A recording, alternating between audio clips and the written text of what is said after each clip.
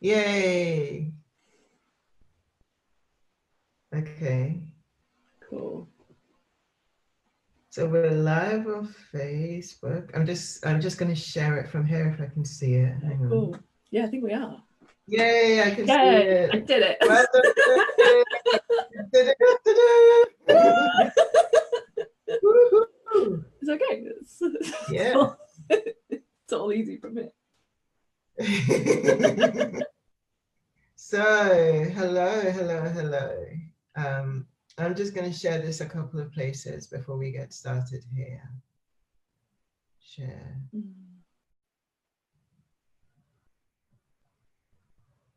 You good? Yeah. Brilliant. So anyway, this is Jane Alexander and Tash Mitch from IE, and we've come together today to talk about the relationship between diversity and divinity. Yes, that we feels are. like where we want to rest today. Yeah, it's an interesting. We've had a whole interesting conversation before now about where everything is at the moment, and really about the current times that we find ourselves in, about interrelations, about embrace, about curiosity, about what it all means. In terms of, you know, how things open up from here. It's quite a big topic, you know, the Black Lives Matter topic, and the topic of diversity and of embrace, basically. That's a massive topic. And also, as energy workers and as light workers, there is an element where we speak a lot about transmutation and a lot about evolution, and ascension is part of that conversation as well. And for me, this is giving us real life, a real life version of what it means to ascend in a lot of ways, to dismantle a system that no longer works and to replace it with a system that does. And then even in that languaging, the dismantling of one system, when it goes back for like 400 years, is seeming like something that is very tiring and very multi-layered and almost impossible. But the honoring of what is wanted or what is desired, and opening heart and opening mind to create that, for me, that's the only way that this happens, really, you know? Yeah.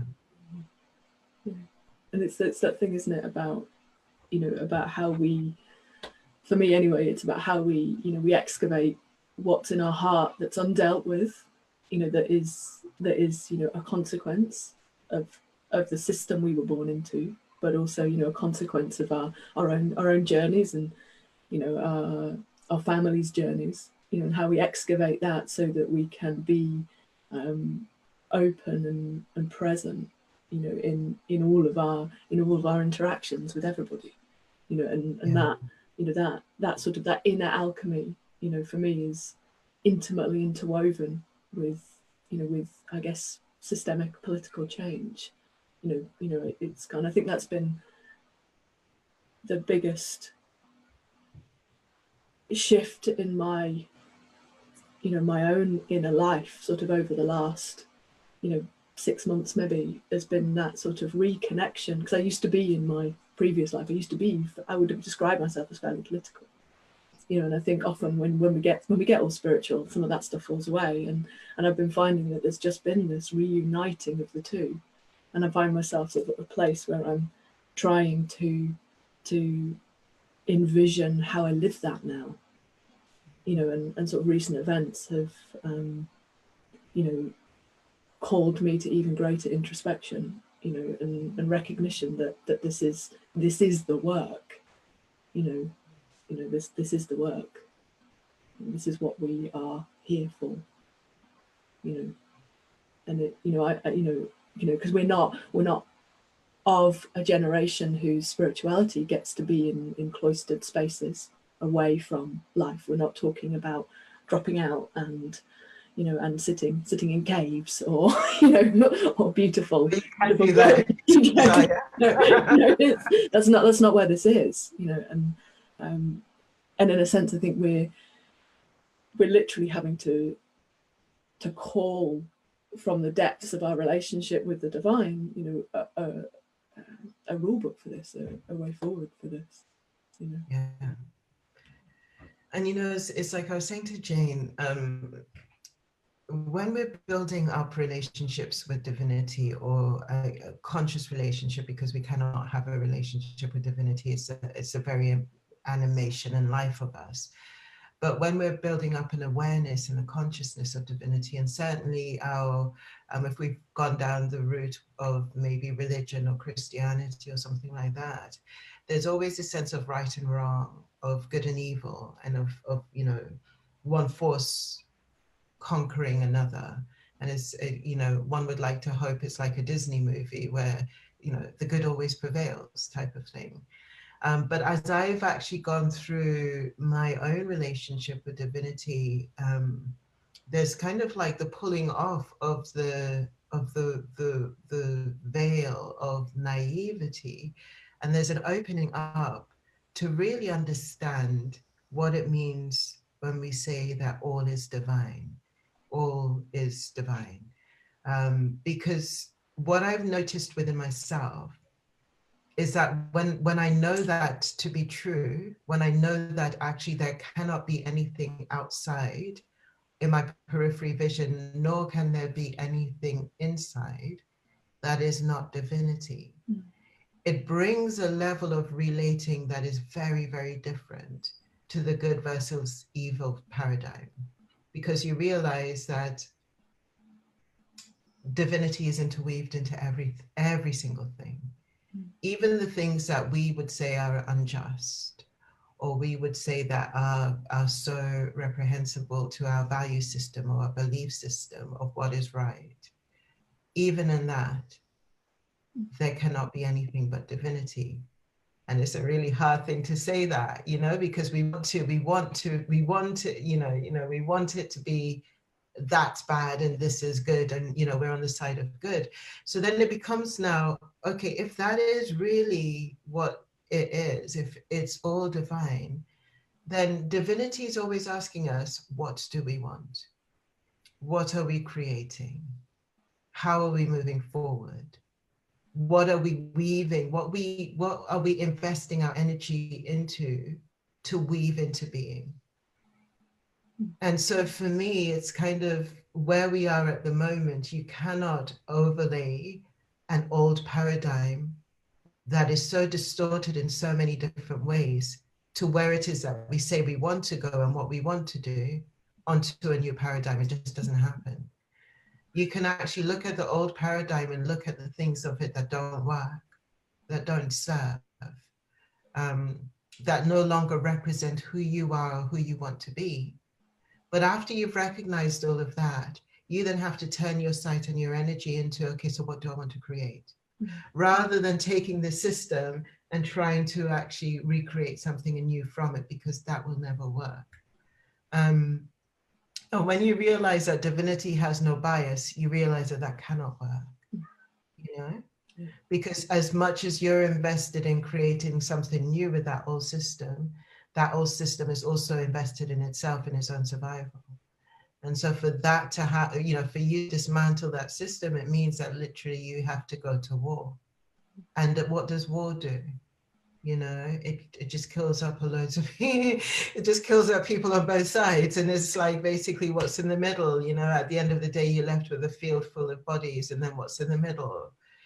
So for me, there's a sense of, okay, what are we creating? And really and truly, what are we creating? If we're saying that this is not our value system, this is not what we want to represent us as beings, then what are we creating? You know? Bless you. Yeah. Yeah. But yeah. And I think like it's sometimes I think it's like, what can I do? What can we do? What can be done each day? And for me, it's just that thing of just coming back to, as much as we can, to the, I guess in Buddhism they call it the ground of your being, but it's to come to that point that is just that hair's breadth away from the divine, that is not yet invested in identity. And to keep with our practices that take us back to that, because that then empowers us to come to our relationship with each other and with the world, from an emptiness, and it's that emptiness that's going to allow us to dream differently, to dream big, and I feel like, I think as my journey develops, I feel like I can feel that we each of us have something that we are here to do, and all that we can do is that. And I think that if we are in alignment with that, that thing we're here to do, which is essentially our divine expression, if we can align with that, it will unfold.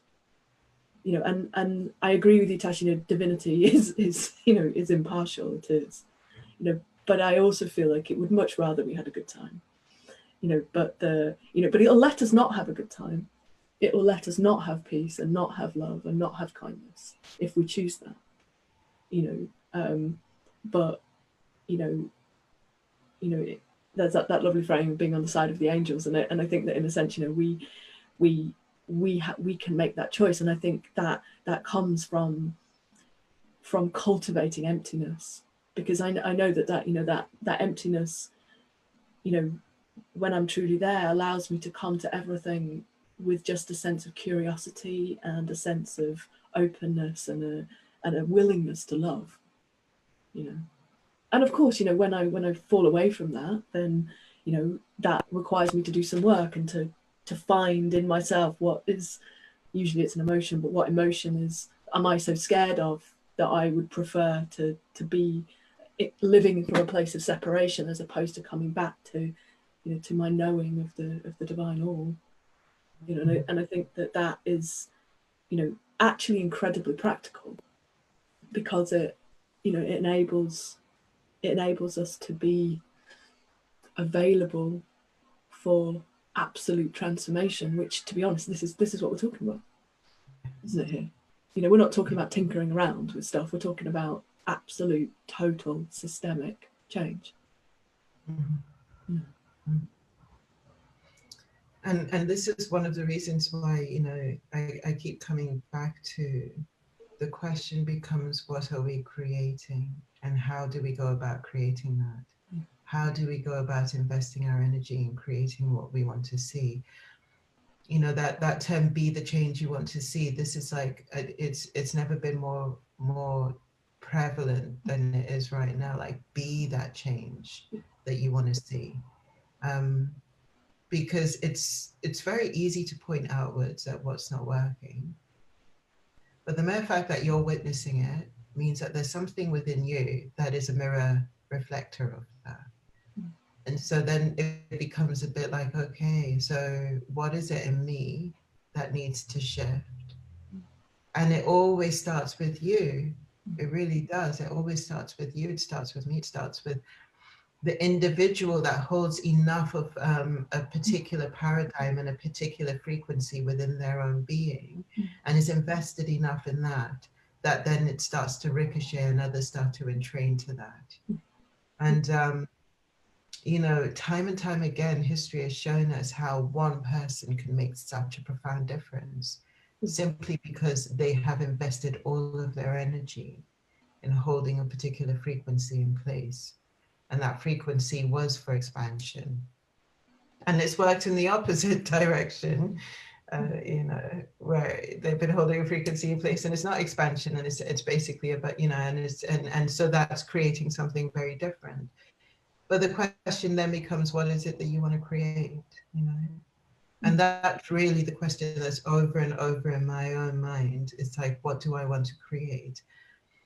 And I'll just give a snapshot from my own personal point of view. There's living in a system where there's a lot of projections, and being faced with those projections, especially as a somebody who's sensitive to energy, being faced with those projections and realizing that there's something in my soul here now that was wanting a strengthening of some description, because it does take it takes a strengthening element when you're continuously batting away certain projections, or you're dismantling certain projections as they're coming to you in your own energy field. And it could be just a dart of a thought from somebody else, or it could be just like a more prolonged kind of way of seeing or perceiving, and so when we speak of, say, like racism, for example, for me personally speaking, it is just a way that sees somebody else, and makes a profound judgment of that person, whether it be of their character or their reason for being, or their reason for not being, that kind of thing. And it always puts the person who's projecting that way in a sort of like mindset where they are better than, or more elevated than, or somehow has more than. And for me, it's been fascinating, because you then start to realize, okay, there's a releasing element that has to happen, and then there's also something that actually holds a frequency within my own self that actually says, yeah, but I'm not that. I don't agree to that. I'm not buying into that, and I'm not plugging into that. And I've noticed that, that time and time again, it's actually made me quite a powerful energy worker, you know what I mean? Because I've noticed that ability to perceive what's not serving in a projection that's coming towards me, and also an ability to dismantle, and that it's a moment-to-moment thing that occurs. And in that moment-to-moment thing, you become stronger within your own self of what does serve, what your own value system is, what do you want to have around you, what feels in alignment to you. Like, you're constantly learning that as you're going forward. So yeah, there is a sense now, for me, all of that is coming to that point of, okay, so what do we do with this now? What do I do with this? How does this create change?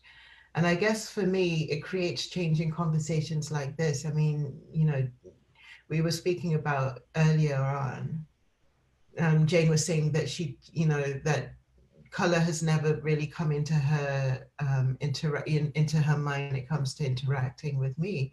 And I could equally say the same about her. It's like, I recognized her as soul, family. I recognized the sisterhood that was at the center of us. I recognized her from a very, very long time ago. And that recognition sort of like just snapped something, and it was like, yeah, and that was never ever in doubt. And so for me, her race never came into the picture for me. It was kind of like, I could feel the differences of culture.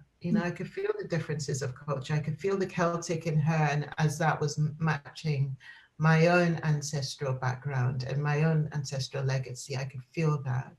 I could feel the earth in her, and I could feel the differences in the earth in her. I could feel the sound vibration in her, like the drums in her. I could feel that, and the bass note in her. I could feel that, and I can also feel how it was, triggering that bass and that drum within myself. I could feel all of those, and it's just soul, humanity, recognition. Race doesn't come into any of that. But yet we live in a system that it brings it into the heart of all connections. And so for me, I guess where it is a demonstration of what it can look like when it is in the heart of the system, where you're just embracing another human being because their soul is your soul, you know?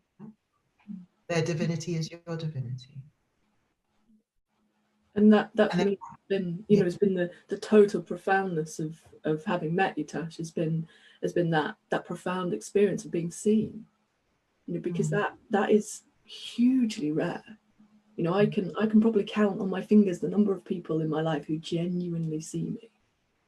You know, and you know, and that has been, I'm gonna get emotional about it, you know, that's been like one of the profoundest things. And it's even more profound, isn't it? It's because we've actually never met.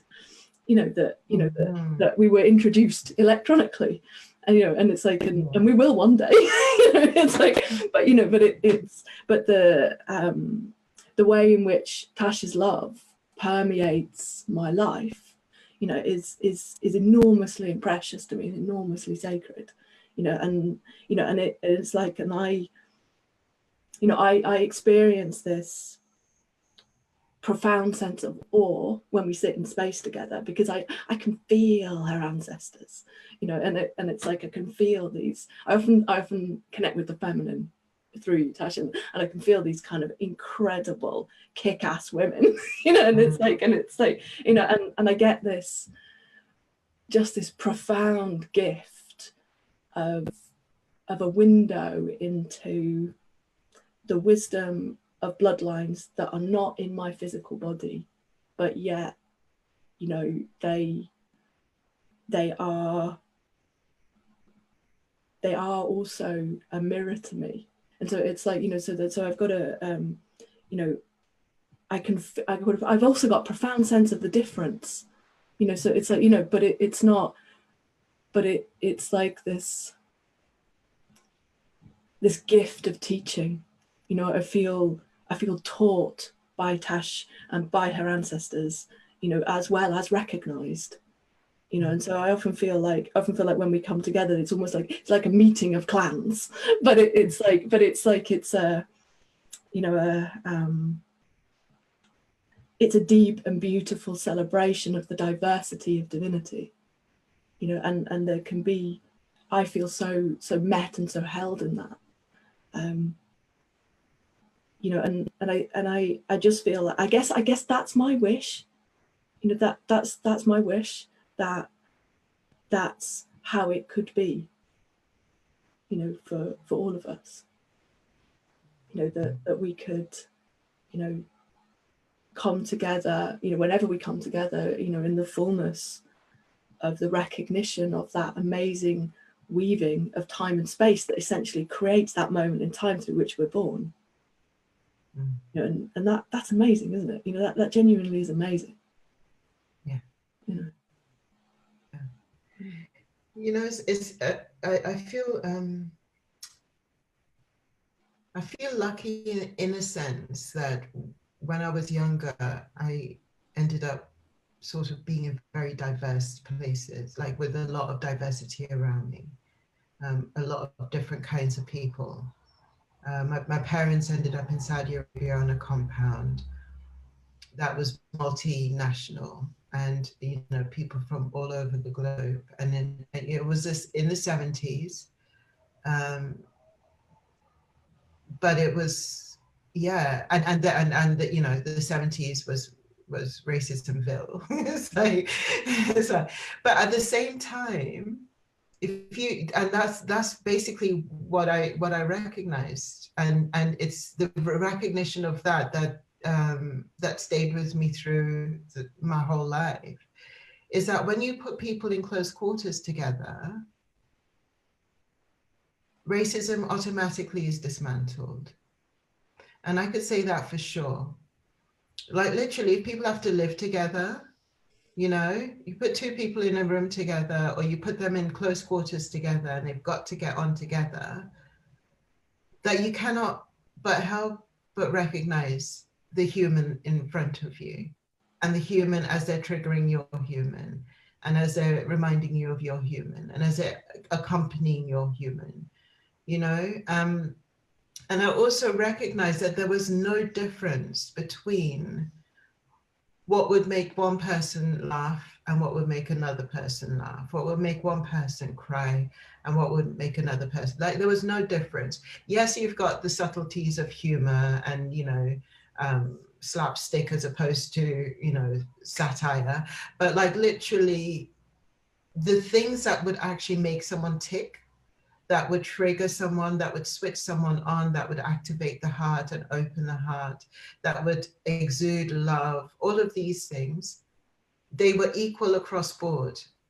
And that's when I realized actually there's no difference in humans. Humans are this, and it's probably really why I do what I do. And why actually across the board, when I look at across the landscape of my network, it is so diverse, because I recognize that very, very early on, you know, like us human beings, we're all equally drops of divinity that are expressing ourselves. And even when I find myself in challenging situations with humans, I can still, and I guess it's through, you know, the years of weaving divinity and consciousness, I can still see the divine at the heart of it, you know? So even in the dialogue that we're having now with Black Lives Matter and all of this, you know, like I could still see divinity at the heart of it. And I can also see how the heart space is opening up as a result of what's going on, you know? And you were mentioning that before as well. Yeah, you know, I can feel that this is love moving in a very, very profound way. And, you know, and the number of conversations that I've been having with, you know, with people, you know, white people mainly, about the process of reflection and the, you know, and the recognition and the very genuine heart opening that's happening, and a recognition of an area of self-work that now needs to be, you know, faced. It's clear, you know, that something very significant is opening here within the race, you know, within the whole human race, you know. And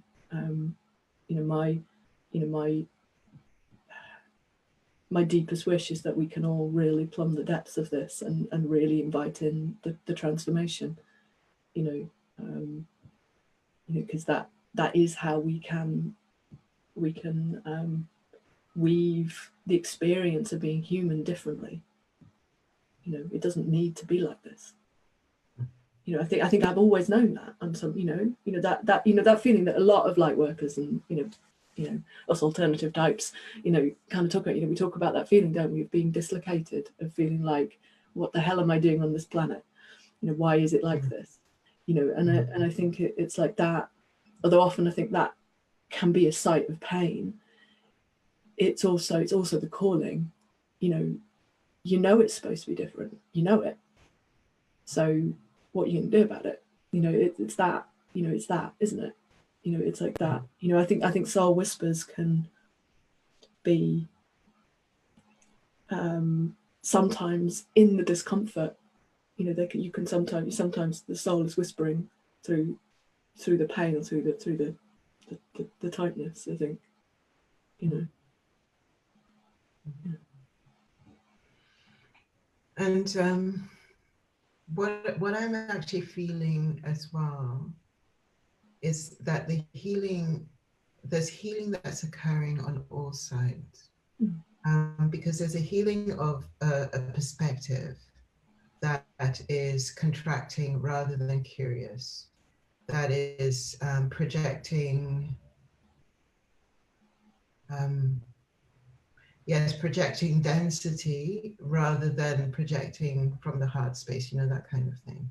But then equally, there's an element where, and I'm just saying as from the element of being a Black woman in this world, there is a healing that's had to occur, and it's had to occur on so many different layers, and also it's had to occur on all of my projections outwards about self-worth, about valuing who I am, about standing really proud in my body, standing really proud in my own skin, about really owning the space that I inhabit, which is one of the reasons why I was saying earlier, this shit it makes you stronger. It really does. You know what I mean? And it makes you a really powerful energy worker, because you can really feel projections, and you can feel what serves and what doesn't serve. And you can feel the deep-seated wanting and need to honor yourself in the midst of that, you know, and not willing to be dishonored in the midst of that, you know.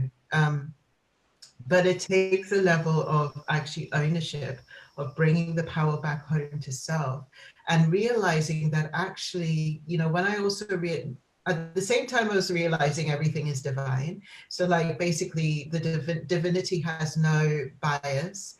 And like I say, even now when I say it, I'm like, surely that can't be true, because everything in our system, everything in our good versus evil paradigm, and how that's been set up, is said to us that, you know, these things over there, they represent evil, and these things over here, they represent good. And so you need to pick your side, and you know, and then when you realize, oh, right, no, it's all divine, then you're like, well, what does that mean? You know what I mean? Really, what does that mean? And so for me, that understanding, that rooting of that understanding has changed so much, because then what it actually is saying to me is, what is my choice in the midst of this? What am I choosing? What is my value system? What is my belief system? And then how do I actually create from that place?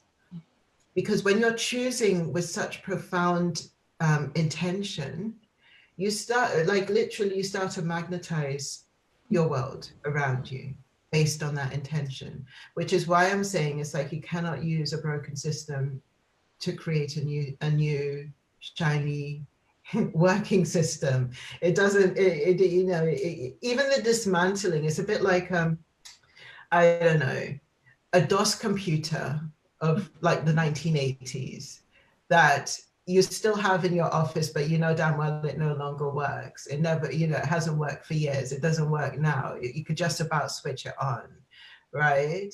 And like now you've got this new shiny kind of like Mac or whatever computer it is that is representing new and shiny to you. Why would you want to dismantle that old system and try and put parts into the new system? It just does not work. So you like literally have to go, okay, that served its point. The people that still invested in that, you can go over here and do your thing. We're rebuilding. You know, we're rebuilding. You know, we're rebuilding something completely different. And it doesn't even look the same. It's not recognizable. And then from this space now, you're looking back and basically, you know, this is completely irrelevant. You know, the DOS computer has no relevancy apart from like some kind of antiquated thing that you've got in your museums now. You know what I mean? It takes a perspective. It takes a real perspective to go down that route. Yeah. You know, and I think that, you know, this is also why I feel like that you know, one of the things that is possibly happening in the collective sort of more widely almost is that we're at this point where you know, there can be, you know, there can be a remanifestation of the way in which we experience life, you know, which is coming from the hearts of us ordinary folk, if you like, us ordinary people. You know, it's like, because, you know, we can do that without reference to, you know, to what those who have, you know, climbed the power structure, you know, and now, you know, can, you know, seemingly influence what's going on. Actually, you know, we have the power to make them irrelevant. You know, and so you just, I mean, and it's like that for me is, you know, there's a very clear, almost, yeah, there is. There's a choice. There's a choice here. You know, it's like, you know, it's like, well, where am I going to be? Am I going to tie my energy up in being hacked off with, you know, some of the madness that is, you know, and it's demonstrably mad, you know, and it's demonstrably driven by a combination of massive lack of self-worth and fear of loss of control. You know, and I can tie myself up in that, and from time to time I do, or I can come back to, or I can go back to, there was a moment yesterday and I was just, and I was like, no, come on, and you can, or you can come back to, to this, to this divine potential, this divine emptiness, and this, and you can give yourself permission to rest, in the nothing, because often we don't know what to do. And I think so many of us don't know what to do right now. We don't know how to make it better or help or change, or, but you can sit in that not knowing, and you can stay with that not knowing, and what you need to do will rise from that unknowing, because it always does. Every bright idea you've ever had, every loving act, every time you got it just right, that rose up from your unknowing, and I think, and you can see you can see that the need to know and the need to control is driving some people right now to, to acts of, extreme cruelty, and it's driving them to a place where they cannot hear and they cannot listen and they cannot recognize, a voice of truth, the voice of truth, and it's like, that's what happens if we get into that. Whereas there is this, the space of not knowing, if we can be humble enough to come back to that and prepared enough to not know, that we will open doors to a very different future and know it. It's very strange. That's what I know about the unknown. It's like, but it, and I suppose in a strange way, I have a lot of hope as well as grief right now. And that not knowing has to be on both sides, I mean, and when I say both sides, I mean the people. So, if you're a Black person, or if you're a person of color, then basically that being prepared to be in the unknown piece equally applies to you as it does to somebody who's actually now faced with, so supremacy is a thing and privilege is a thing, and it's sort of like starting to grapple with that. Even, the uncomfortability of that unknown space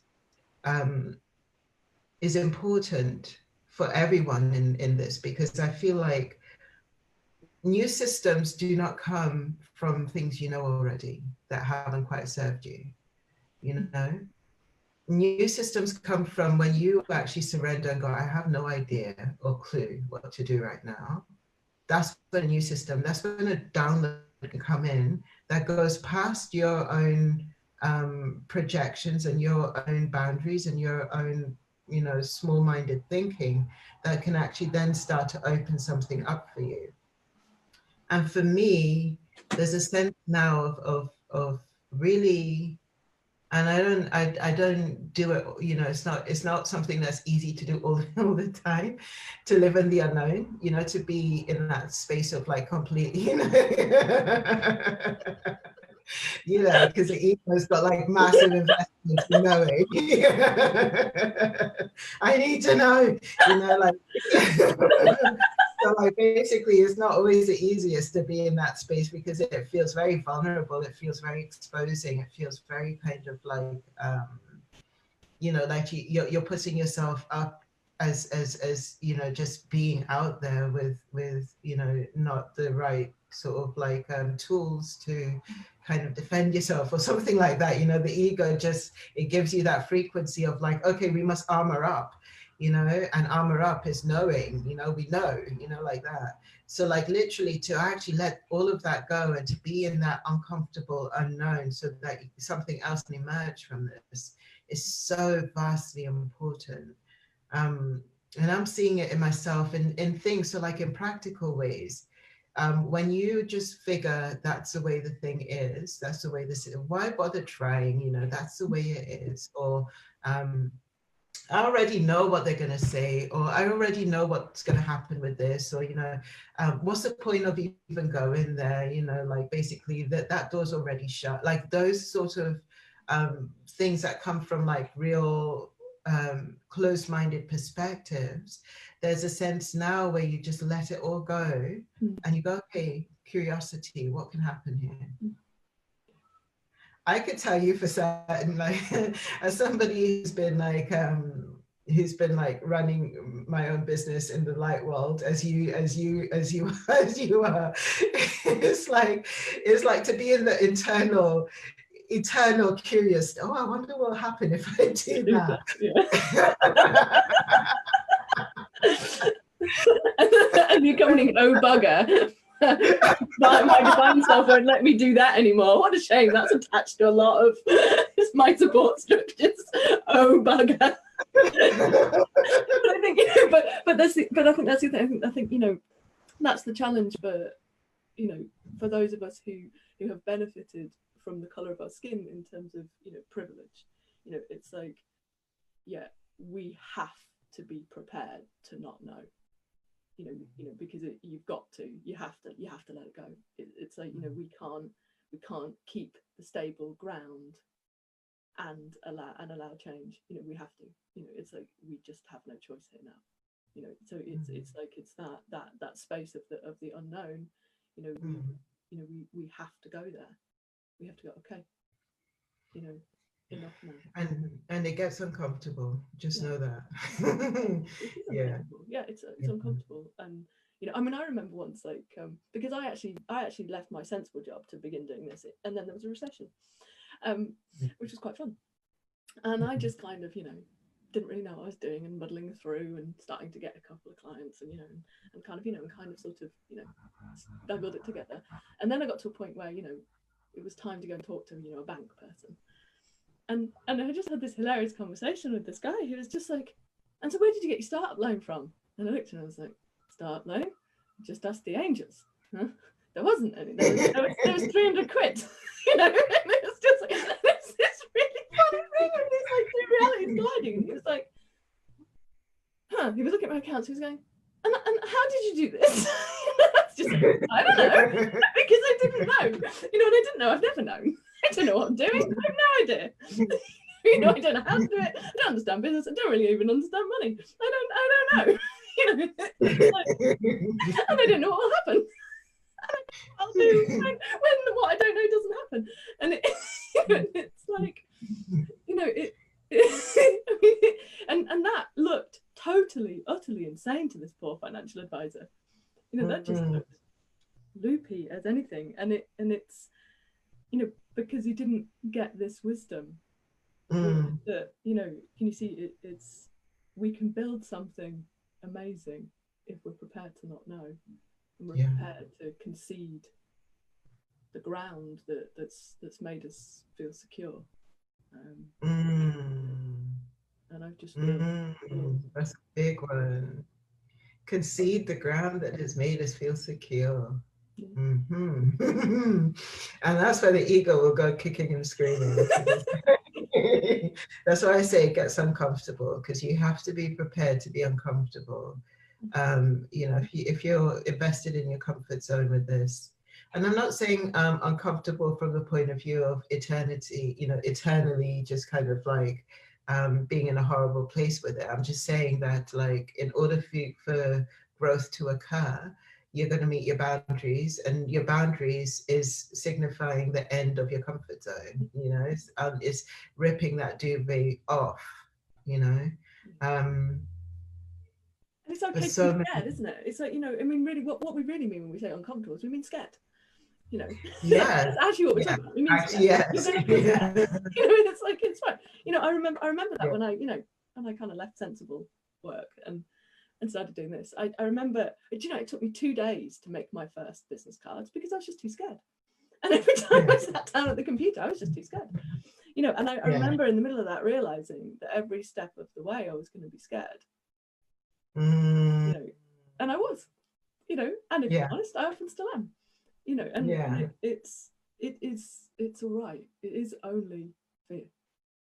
You know, it's only a movement of, you know, feeling to be out of control through your body.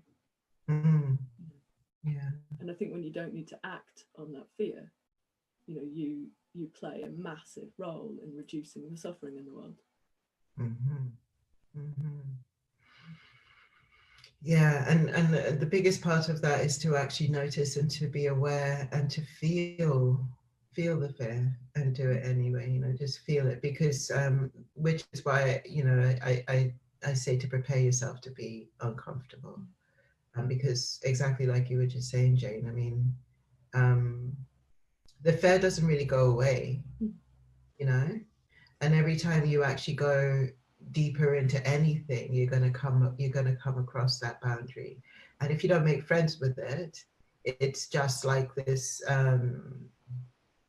thing that creates eternal angst. When they talk about hell being on earth at times, it's kind of like that is literally what they mean. If you're not making friends with the part that is fearful and the part that's uncomfortable, if you're denying it, it just lingers on for a hell of a lot longer than it needs to. So, yeah. And also, those of us that think of light work in sort of, enlightenment or awakening terms specifically, if we, for us, if our practice is tied to that, then then that fear is just showing you an edge. It's just showing you the point to which your awakening, your enlightenment hasn't permeated. So it's showing you the points at which, in your particular psychological configuration, you are still believing yourself to be separate. Yeah. So why wouldn't you go dance on those edges and and bring light to those edges and bring love to those edges and be prepared to go beyond the limitations that your identities have created within you, because that's the whole point, isn't that what we're doing really? And that again speaks back to how we relate to each other, because the less separate you experience yourself to be, the less skin in the game you've got in terms of trying to shore up your separateness, which facilitates that open-hearted connection, with everyone and everything, that you meet. The less skin that you have in the game to shore up your separateness. I love that, but it's true. Yeah, it's true. It's exhausting to be that way. So it's true. So this is feeling it's feeling like we've covered a lot of ground. What's coming up for you here? No, I was just wondering if maybe we should just sit for 5 minutes just in presence, and that might be a nice way to end. What do you think? Yeah. And just see what's arising in that space. Yeah. Because there's something here that just wants to come in about divine consciousness, about divinity in all things, and the recognition of divinity in all things.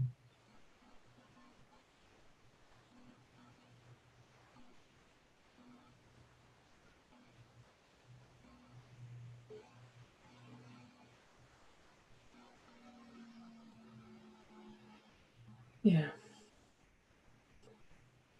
And also maybe there's just an invitation for forgiveness.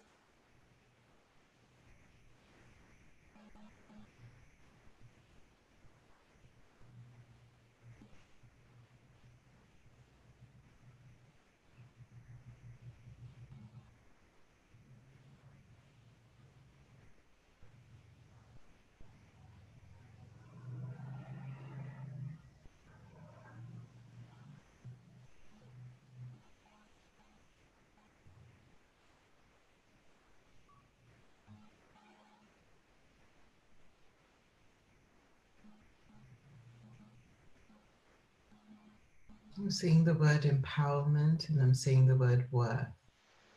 And that's coming in really with the solar plexus. That the ownership of who you are, ownership of yourself as a divine entity, as a divine being, that owns that so profoundly at the core of your being, that anything outside of you that projects something that is not in alignment with that immediately is irrelevant.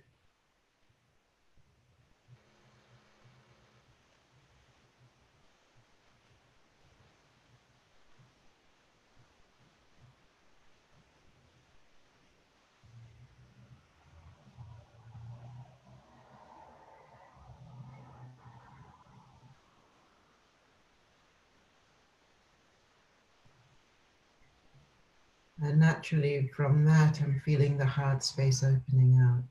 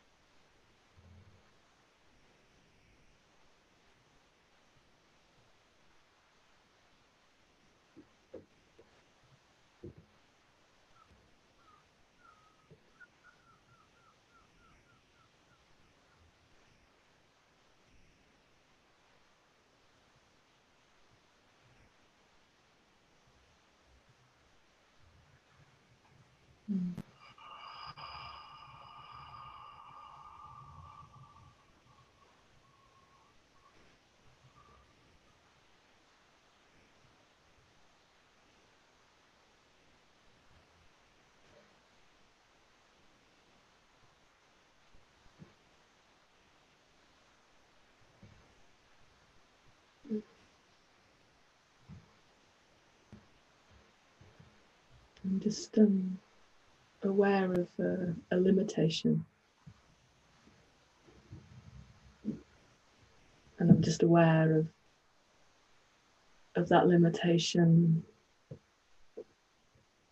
falling away and a greater expansion being possible, a greater manifestation of soul and body, not limited by conditioning, by society.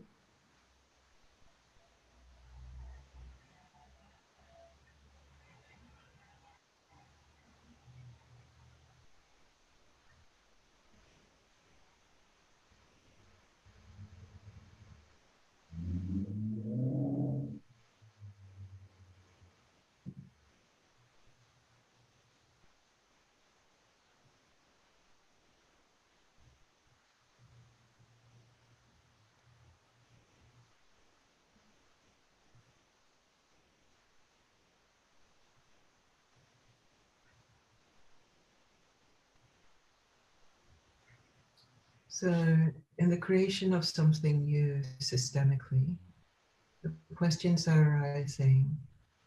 What does it mean to embrace diversity? What does it mean to meet difference with curiosity? What does it mean to truly know that divinity permeates everything? And because divinity permeates everything, that as soon as you're remembering your divinity, you have the opportunity to invite a higher frequency of divinity to entrain to you.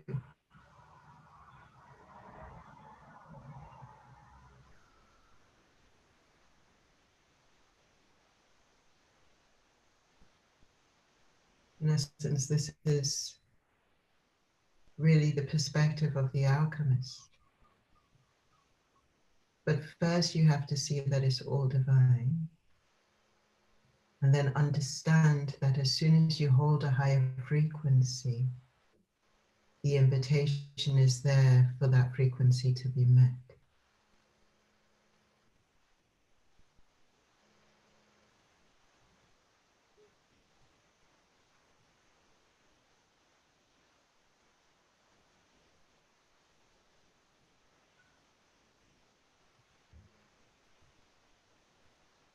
What does it mean to be the change you want to see?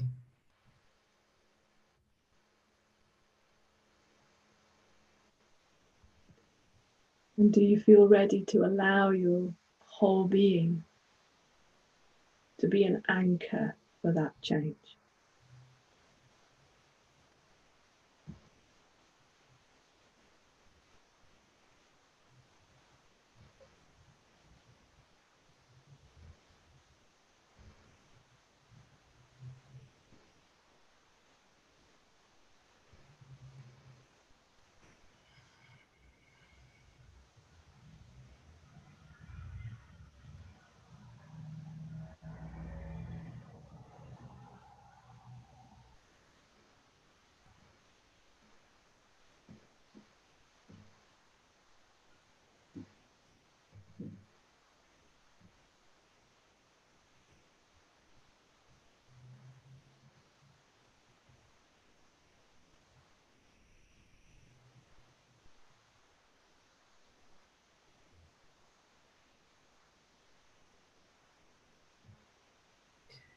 There's always a choice in the middle of everything. And so there's a choice of what you're projecting.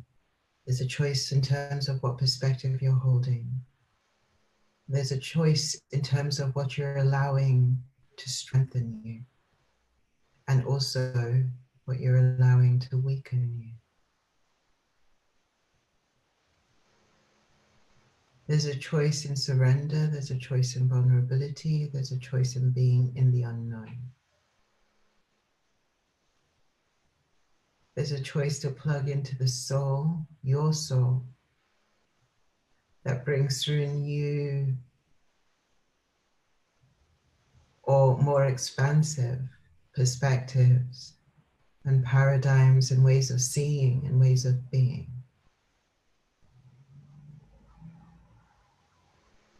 So the invitation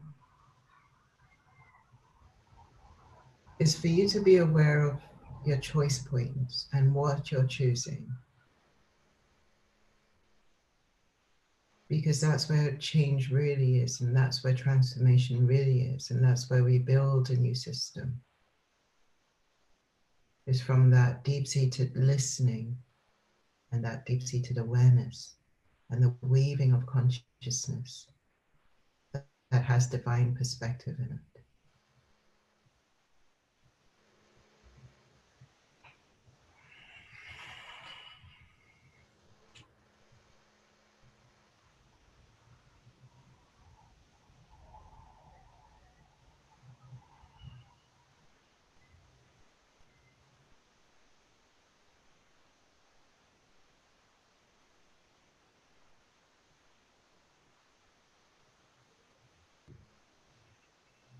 And aware also of a road ahead, stretching through linear time.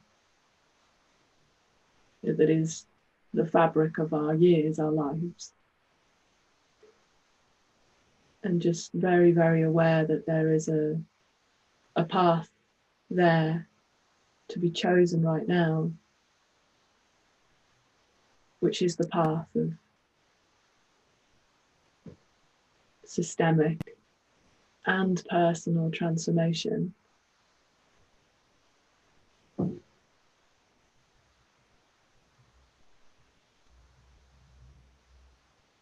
that path is there to be chosen, should we wish.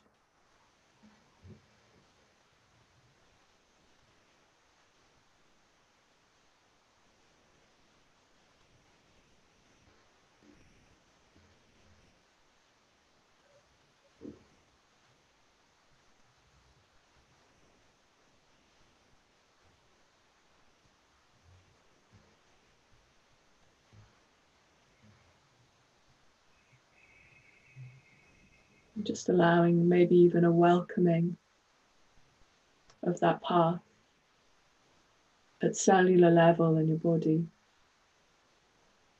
so that you begin to resonate the path, so that you can be in the business of your life, in the ordinariness of your life, so that you can be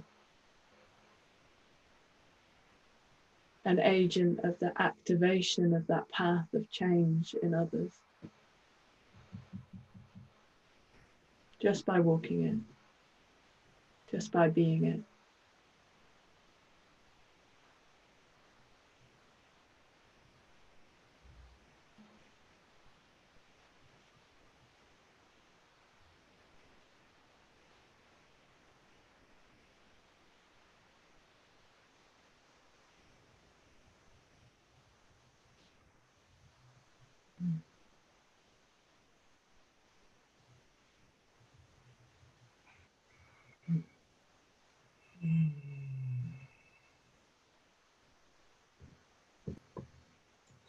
As always, thank you so much for being with us.